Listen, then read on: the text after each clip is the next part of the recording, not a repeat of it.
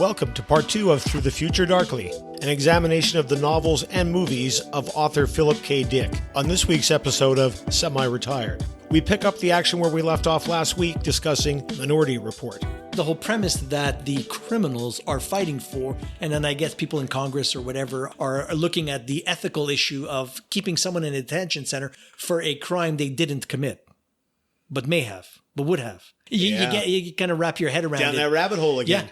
In the book, the guy is brought in as the main characters is going to be his replacement. So he's there supposed to train him and take over from him when he retires. And he's like, I'm not ready to retire. I might only retire in 20 years. And the guy's like, hey, listen here. They just sent me here. So there's a bit of antagonism like you see in the movie. That's right. Yeah. Is there anything behind that though? Or is it just, he really is just there to replace him? And that he's just there to replace him. And again, he wants to observe the system because there is the question of, are these people really innocent? And is this a worthwhile thing? So in the movie, he sees a ball come down, right? In this case, it's balls, right? Yes. In the story, it's cards that come out. And he sees that it's him. He's going to commit a crime. He's going to be committing a murder in 4 days, 6 days, whatever the time frame is. And so he pockets the card in the book anyway. And now the whole thing is he has to figure out what the hell happened. How is he going to kill some guy that he doesn't know? In the story, same thing. He sees the card, he puts it in his pocket, hides it in his pocket. And right away, he says, they're framing me. His first thought is, I'm going to be framed so I can be replaced by this guy. So now he starts to suspect everybody. And he's married in the book. He's not grieving over a lost son like in the movie, right? It was the premise, right? That's right. His son was taken at a swimming pool. At a swimming pool and when he went under. And his wife is dead. She may have killed herself after the baby was gone. I'm not sure, their relation, it ruined their marriage, right? And I think she's still around, but they ruined their marriage. Yeah. So in the book, his wife is still there and he thinks his wife is in on it. Again, paranoia. Dick does not portray women well. So either this is two stories now where he believes his wife is involved in a conspiracy against him. Women are often portrayed or described in their first description. It has nothing to do with their intellect, but rather their physique. And it's always a description of their physical attributes. Some of the women are often undressed. When he first meets Pris in Electric Sheep, she's got a skirt or pants on, but no top. When he shows up at Total Recall, the receptionist has no top. She's painted. Her breasts are painted. When he meets Rachel, the first thing he starts doing is thinking about how her physique, how she would be. Not my type. Her breasts are too small or this or that. Built a bit like a man or blah, blah, blah. And again, wherever he goes, women are always portrayed that way. They're pretty superficial is what you're saying. Yeah. I wouldn't say afterthought, but they're not there to be full participants in the story. They're more like window dressing or sex companions, which you see in the movie, right? Where Pris is basically a pleasure model. Pleasure model, exact. Yeah. Which is not in the book. In the book, Pris is not a pleasure model. She just happens to be one of the 8 androids who escaped. So the women are not particularly well cast, shall we say? Yeah. Well-rounded as characters. Well-rounded is what he's hoping for. That's true. Yeah, he's hoping for. Yeah, no. It's a product of its time and his way. But you see that like the women are either people to have sex with or people to betray him. And now you understand why he went through 5 wives. Yeah, there you go. That was well said. Yeah, I think that boils it down. A little bit like the movie, in the story, he kind of has to come back and question the precogs to try to figure, but he doesn't escape with one. The precogs are not described prettily either. They're like deformed, mentally inadequate creatures, like grotesque to look at is the way it's described. And they're not floating in pools of water. They are hooked up with wires into their brains. It's, it's not particularly, I don't want to say as clean as in the movie where they're floating in their little pools and they have like little helmets on. Yes. Here they're hardwired. He makes it sound like they're stuttering, and it's not a pretty picture he describes of them. Yeah, I love the production design in the movie. Having said that, I mean, I'm not saying it wouldn't have been terrific if it was done in a more grotesque way as the book was, but that's a great looking movie as well. I think all the way through. So the same way the story progresses, he, uncovers the conspiracy, and it's not quite as deep or as intricate. I find the movie is really engaging, with the whole memories that have been hidden, the minority report and majority reports. See, they mention majority report in the book, but not in the movie. And so this whole thing comes out. Because there's 3 precogs you mentioned, right? 3 precogs, and it's looking for, if there's a minority report, it means there's a disagreement amongst the precogs on whether or not the crime is going to take place, if I'm not mistaken. I think they mentioned that there's always a minority report in the book, whereas in the movie, it's like sometimes they'll be in a minority report. Right. And that's where things don't jive. What I found interesting is at some point, he's got his card that says he's going to kill this guy. He doesn't know who the guy is. The guy turns out to be the head of the army. And so the premise is, at one point there was World War Terminus. I'm hoping this is in this book because I read 4 of them back to back. Good idea, said that. World War WWT might be in another one, but there's always a I'll premise. forgive you if there's a little confusion there. So there's been a war, and during the war, this special branch of the army was in charge of all the defense, and they had like big power. And after the war ended and things went back to normal, think of like the 50s, and they're like, yeah, we don't need you anymore. And so the generals are kind of pissed off, and they're trying to get their way back in, and their way back in is to discredit pre-crime so that then they can all take over policing. So that's the premise. The general is the bad guy, and he still thinks throughout parts that his wife is involved. His wife is not involved. She's on his side. They hatch a plan to get over, and he does eventually assassinate the guy. He does shoot him. He does? Yeah, okay. He does kill him. But what comes out is the 3 precogs don't see the event at the same time. And this is what is discovered, is that the first precog will see something. The second precog sees the future plus the first one's vision. And so now their vision gets altered a little bit because it takes into consideration a vision of a vision. And the third precog sees the vision of the vision of the vision. Oh, that's interesting. Yeah. And so at one point, they allude to the fact that he sees the cards, and in the cards, in the first one, he kills the guy. In the second vision, because he knows of the thing, he's not going to kill him, right? Because he had inside info. Right. He knows that the second vision, the second report, he doesn't kill him. And in the third one, he does kill him. So they play on that. As time changes, if you're aware of a situation, you may change the situation. By virtue of your awareness. Yeah. Exactly. So the reason they're able to figure it out is because he's the guy who looks at the cards, right? So he's able to do this. And by doing that, he alters the precogs. It's really the time travel conundrum again in a different way, isn't it? Yes, exactly. That we've talked about in earlier episodes. There's a point where someone says to him, and I forget if it's the assistant or the guy who's coming to replace him, and he says, if you believe in the majority report, you have to believe the minority report. So all the visions are true. Even the error is true because you can't believe part of it and not the other part. And that's when they kind of, dig in and they realize that they're visions of visions of visions, as long as the person is aware of what's going to happen. If they're not, then it's kind of like what you see in the movie. They may all see the same thing, but with a slight variation that the second and third may not see it at the same time. Yeah, it sounds like the book here has got a superior story flow around this part. Would have been hard to do in a movie, I think, as you're describing it. Yeah, well, it's not as exciting. Perhaps that was it's more intellectual. Yeah, and the fact that he does go out and kill him, whereas in the movie, the guy shoots himself, right? Christopher Plummer kills himself. Is it Max von Sydow? Oh, Max von Sydow, sorry, yeah. They kind of look the same. Yeah. Yeah.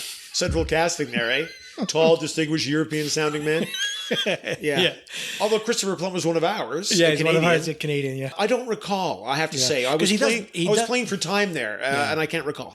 So a good story stands on its own. I find it compares well to the movie in that the sort of story finishes kind of the same way. And you may have said this, but maybe not. Written in 1956. So a full 10 years before the stories that inspired Blade Runner and Total Recall. And again, it's a short story. It's not a full novella or a novel. So from there, we're going to move to 2006 and a weird freaking movie. Yeah, you put me onto this. I'd never heard of it. But I mean, weird in a good way. A Scanner Darkly. So based on a novel of the same name, A Scanner Darkly from 1973. So this is one of his later works. Now, I did not read. This is the one I didn't read because reading some of the stories and getting into Electric Sheep, which was a full novella, I ran out of time for A Scanner Darkly. So I watched this. So we won't be obviously talking about the story. From what I've read, it's the most faithful adaptation to the story. It's modernized. There's references in the movie that are current, like they mentioned Leonardo DiCaprio in the movie, which wouldn't obviously have been in the story in 73. I can imagine. I don't think in 73 DiCaprio's parents were born. Probably not. Yeah. And I can imagine when I think about the story in the movie that didn't need to drift far from the book. No. I mean, it could almost be performed as a play. There's no fancy sets. The only thing that's fancy is the scramble suit, which we're going to talk about. But in terms of the rest of it, you could really do that with just, some simple interiors. I don't think anybody even goes outside. Yeah, well, there's the outside scenes are often driving. That's it. There's Yeah, driving. That's scenes, right. So simple production design it would be. Yeah. Simple. Apparently, the movie was filmed in 23 days, but it took 18 months to do the special effects. Wow. Yeah. So when we say special effects, the movie is rotoscoped. So a rotoscope movie is when you film, you film actors and then you paint over the film. Oh. So that's why it's got that really freaky colorized sort of cell painted effect. It's beautiful to look at, and it stars.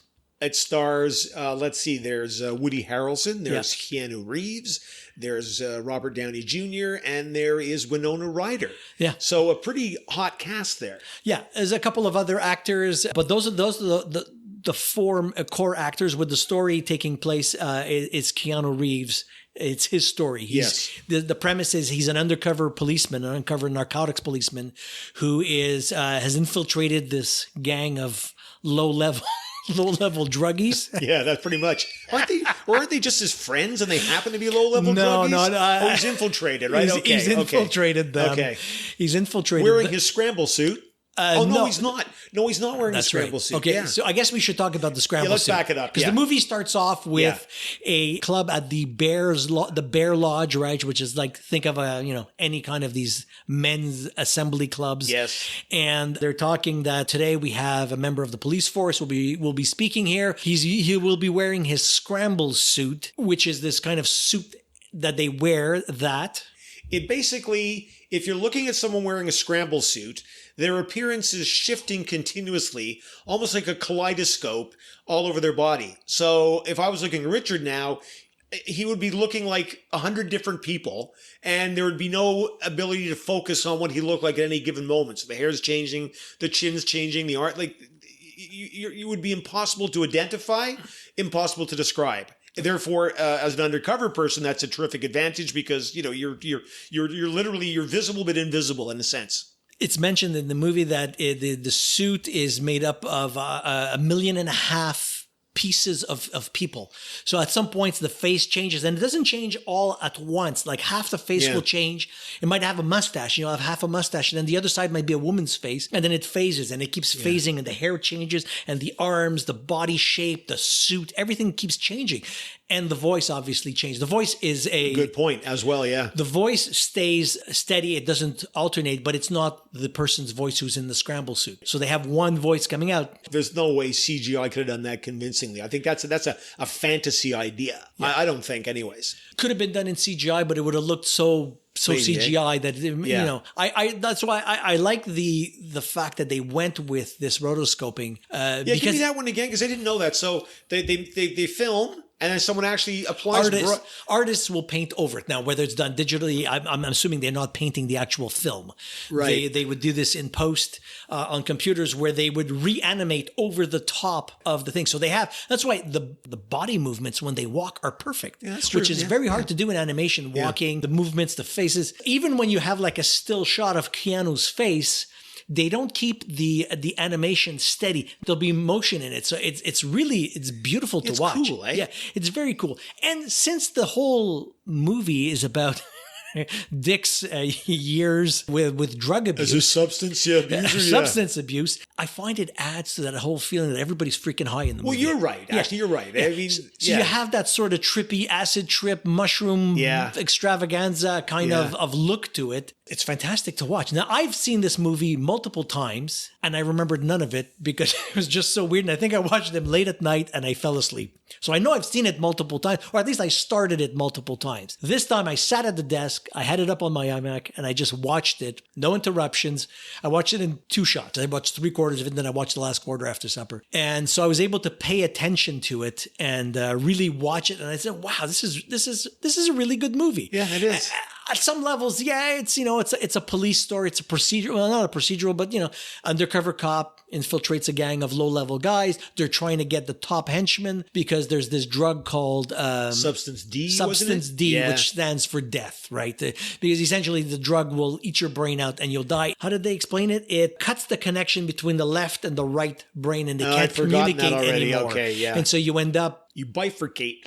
You bifurcate. And so, and there's, throughout there's the new path. Yeah, which is a series of recovery clinics for substance D abusers, I think. That's right. And so whenever someone is they end up in new path, and this is the way to get clear. And even at a point, Keanu Reeves has to undergo testing. The police test their cops who are going undercover and have taken drugs. Obviously, he's taken substance D because he has to fit in with the gang. Because when he's with the gang, he's not in his scramble suit. They test them to see if they're starting to bifurcate. So if they're given like series of images, and it might be like the outline of a bottle of Coke, and he has to try to figure out what it is. Okay. And it's odd. He's having a hard time understanding why and he says it's a bottle of Coke. She goes, oh, a bottle of soda, whatever, or pop, or whatever they say. And they question him, and based on the time it takes him to recognize the shapes, shows how far he's gone, and they give him a warning, stay away, blah, blah, blah. And he goes back, and the whole idea is he's trying to get info on the kingpins. That's what his boss wants. And his boss is also in a scramble suit. And so at some point when he goes to work, steps into his boss's office, he's wearing a scramble suit. His boss is wearing a scramble suit. Yeah. And then they're talking to each other and they have no idea who they are. Quite a bit of dialogue takes place in the boss's office. Yeah. And it's just a really cool rotoscope. So the colors are not normal and it's animated, but it's not animated. It's beautiful to look at. And really. every so often they'll cut to like an inner picture where you'll see Keanu Reeves like a little bit darkened around as if you're seeing him inside the suit. Yeah. And he'll make a face that like the boss will ask something specific, are you getting in too deep or whatever? And he'll make a reaction. In that time, they'll cut to the inside so you can see his actual reaction as opposed to the scramble suits react, And his boss even says, I don't know who you are. You could be blah, blah, blah. I have no idea who you are. And it's like, aren't you my boss? Aren't you supposed to know who I am? It's like, no, this is how we maintain anonymity. And again, now that we're more familiar with Mr. Dick, very Dickian.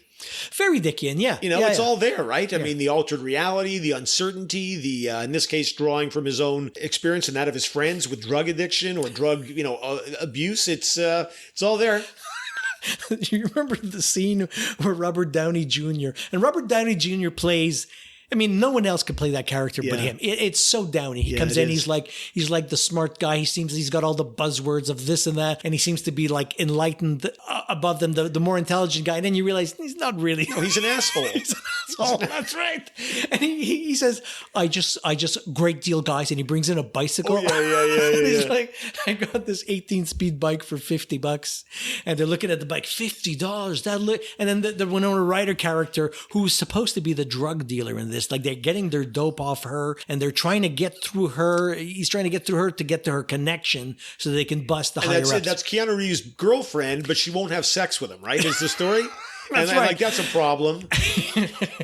I'm on coke. I'm on coke, I don't want to be touched. Yeah, that's right. Yeah, that's right. I have body issue. Don't touch me. Yeah. It's so weird. And so this whole argument breaks out, or this whole thing breaks out where the Woody Harrelson character says, he starts counting the gears and he's like, 6 and 3. He says, that's 9. There's only 9. There's only 9 gears. She said it was an 18. And then it's like they start counting and it's it's 6 and 2. And that's only 8 gears. And Robert Downey's like, what? Harrelson jumps up and he's like, he wants to go beat up the guys who ripped them off. And it's like, no, man. Downey goes on this whole thing of like, I think when they were taking this apart and they was taken from multiple areas and they rebuilt, they forgot. I think if we go back there, we'll find the other gears on the ground. Yeah, that's right. Not realizing you multiply the front by the back. Yeah. And Woody Harrelson makes a great stoner, right? Oh, yeah, he does. Yeah. He does a great stoner in here. Oh, he's perfect, yeah.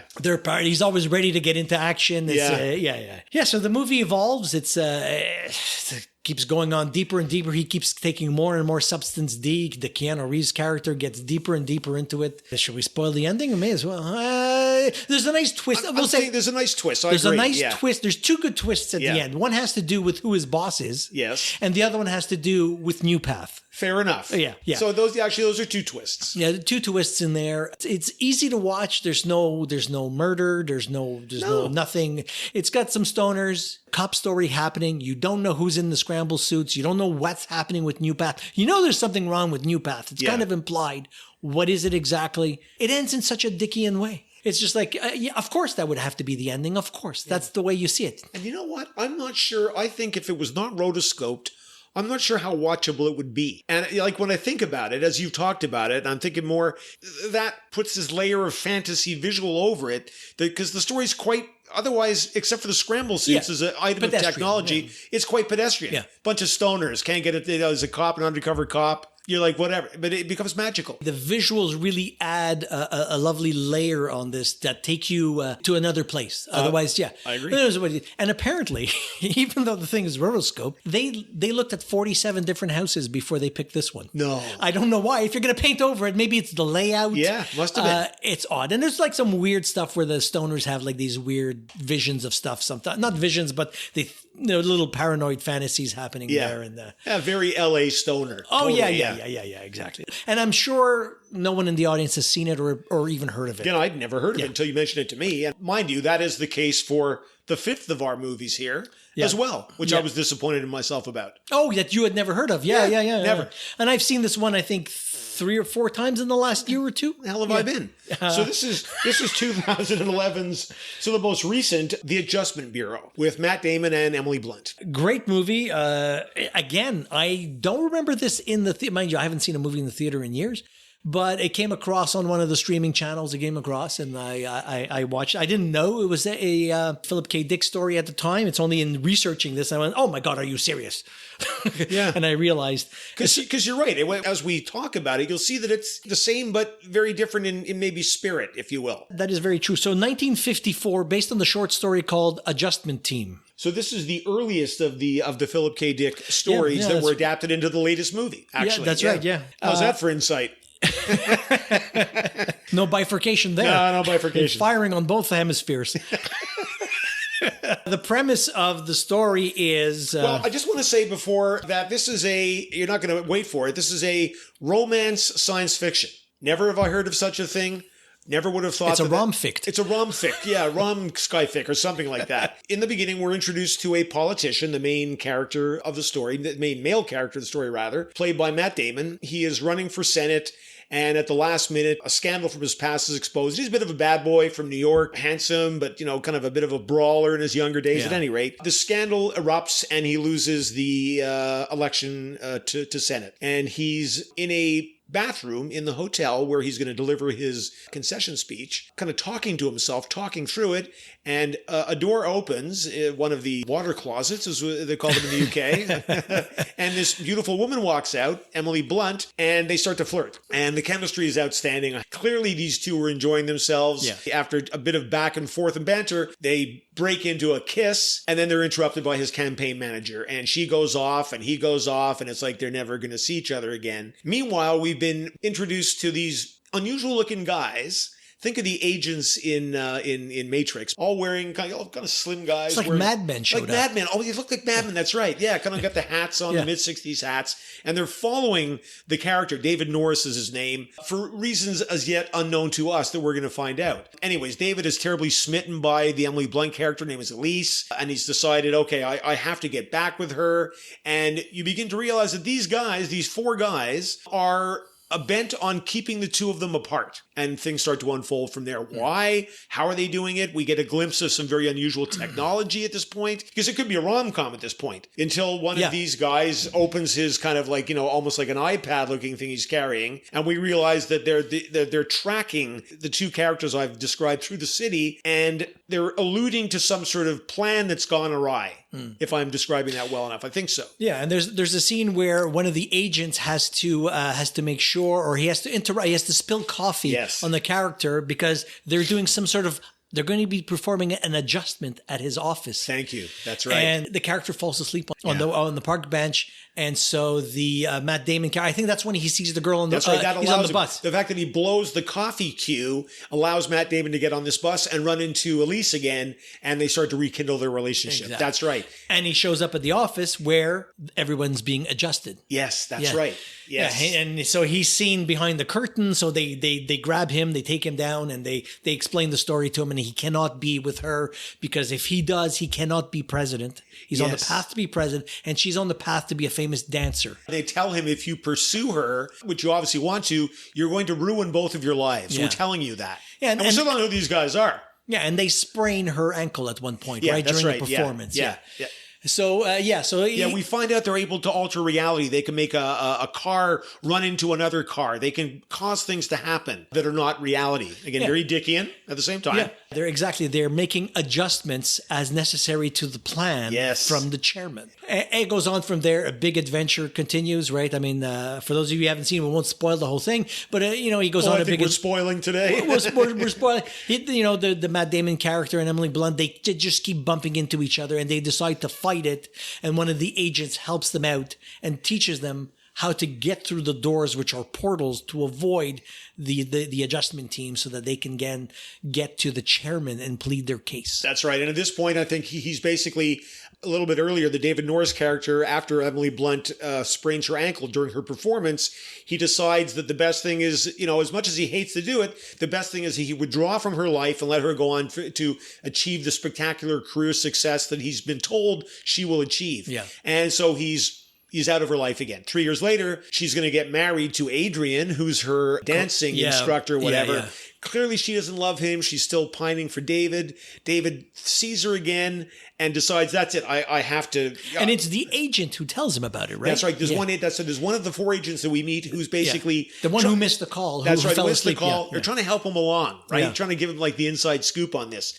So, and of course, when she sees him again, Elise, after the 3 years, she doesn't know what to do. Like, he breaks into her wedding. It's kind of like at the end of The Graduate, where the whole thing. And he says, look, I'm really sorry. I didn't mean, and she looks at him. She's like, what do you mean? And he goes, come with me. See what I'm going to show you. We're going to get out of here. And he starts to show her through these doors Richard mentioned, where you can walk through a door in a building and suddenly you're in the middle of Shea Stadium, where you can walk through a door, you're suddenly at the top of a skyscraper. There's no sense of reality here. So she now realizes something very unusual is going on.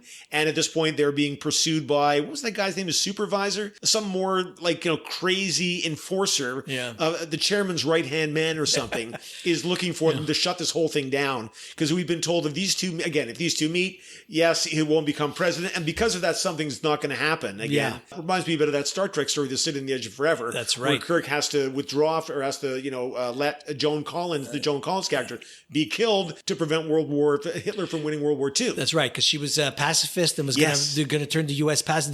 They wouldn't have entered the war. Yes. Yeah. So Kirk had to let her go. To save the reality from which he came to meet her in the first place. It's beautiful. In the end, because again, as Richard said, that there's the agents, let's call them, have been alluding to this plan, and Matt Damon is trying to get off plan, and they have to get him back on plan. In the end, the chairman, who we never see or meet, who is referred to as a woman in this case, which that was a nice twist there, sort of thing. The agents are saying, you know who she is, you've met her, decides that their love is so genuine and special that it's worthy of a plan revision. Well, isn't that right? Have I got that right? Yeah, it's also implied that although the adjustment team is there to follow things to plan, there is free will, and they want the humans to fight for what they believe in. And so there's a thing of like, push against us, prove your case, and we will alter our plan. Right. It's kind of like, at the beginning, it feels like there is no free will. There's an illusion of free will. And at the end, they prove that, if you push hard enough, you can make free will happen. You're right. And let's not forget, because you reminded me of this,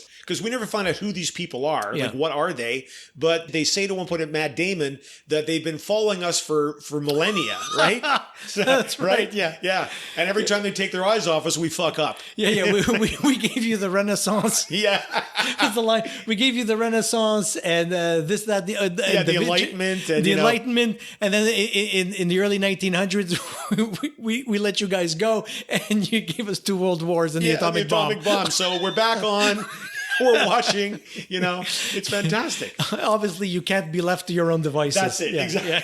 Too stupid. So we're here. And again, who are these people? I asked Richard that question. Like, are they supposed to be aliens? Yeah. I don't know. And is this God? And what does that mean if it is God? Is it the Illuminati? Is it the Illuminati? Yes.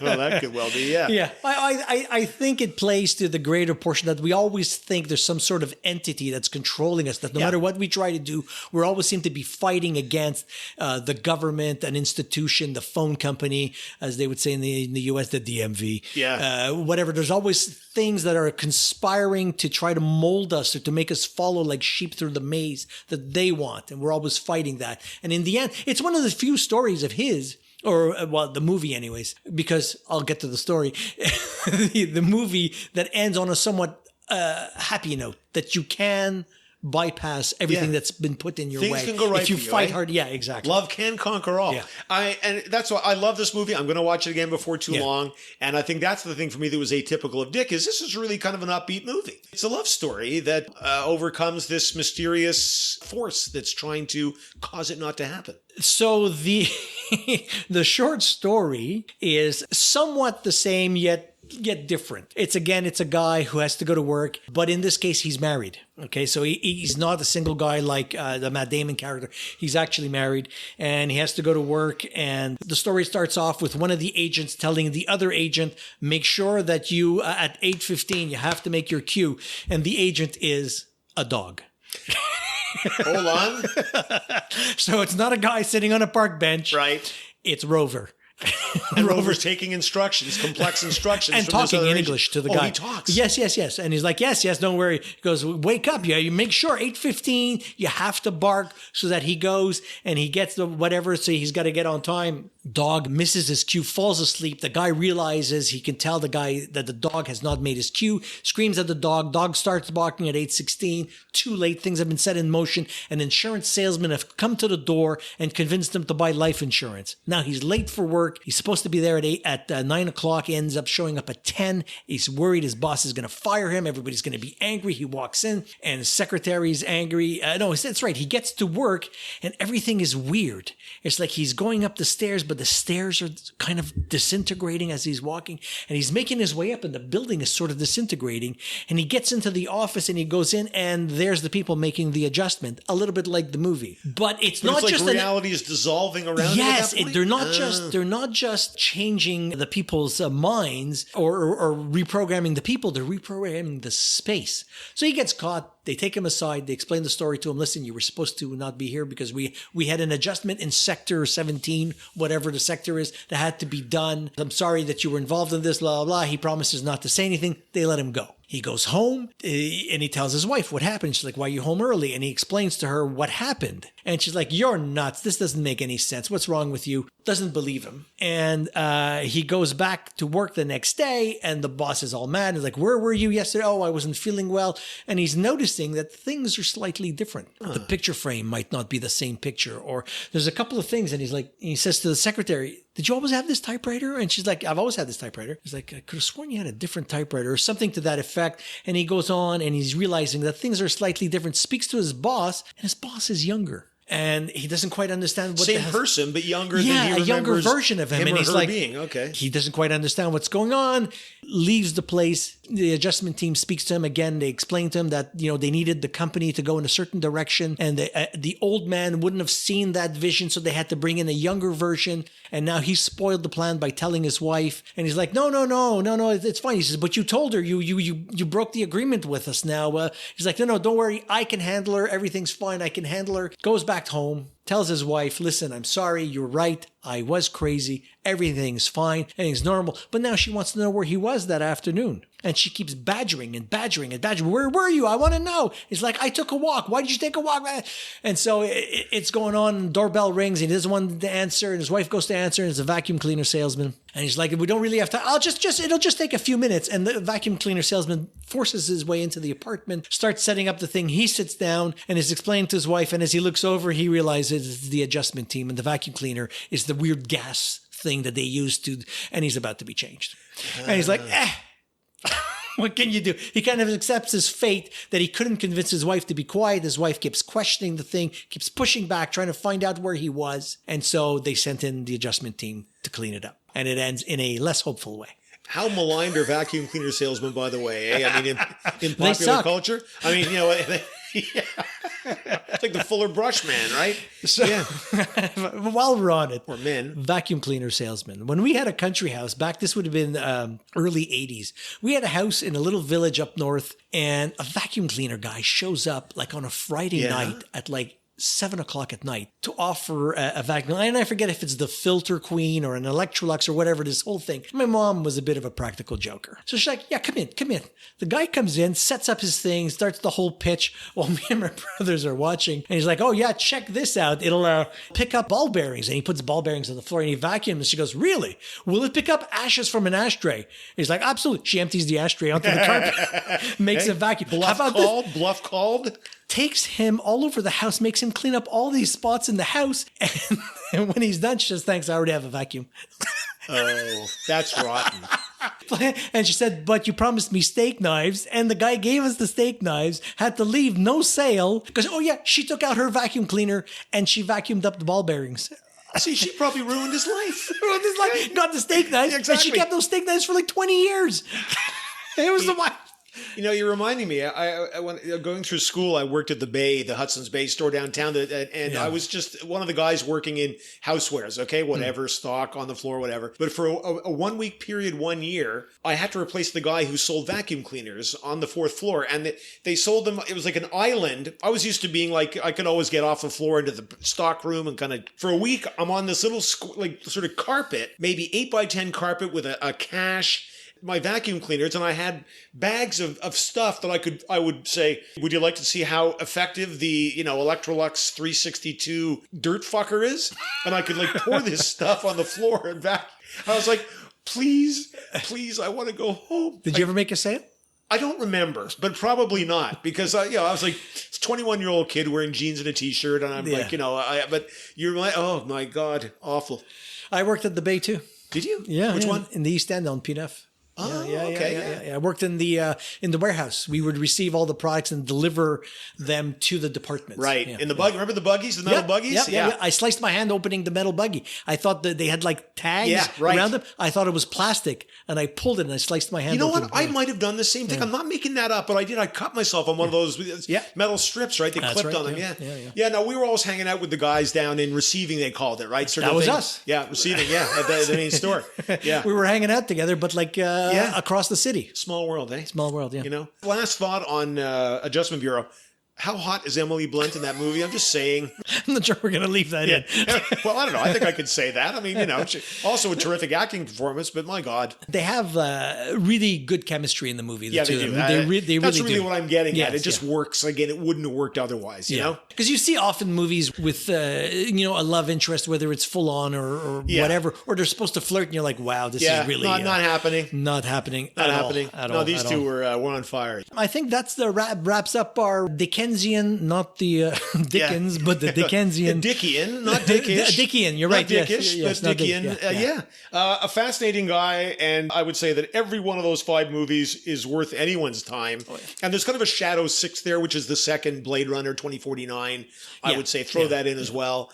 And you could argue that portions of the Terminator were also inspired by some of his writings too. There's articles that we researched that show that Terminator goes all the way back to the 50s to some episodes of the I forget if it's the Twilight Show, but there's a whole bunch of stories and stuff that all intermingle. That the inspiration for Terminator comes from. Yeah. We're all water, as John Lennon said. Some waters are yellower than others. That was Frank Zappa. All right, then on that, I guess we'll close out. Okay, have a great week. Thanks, you too.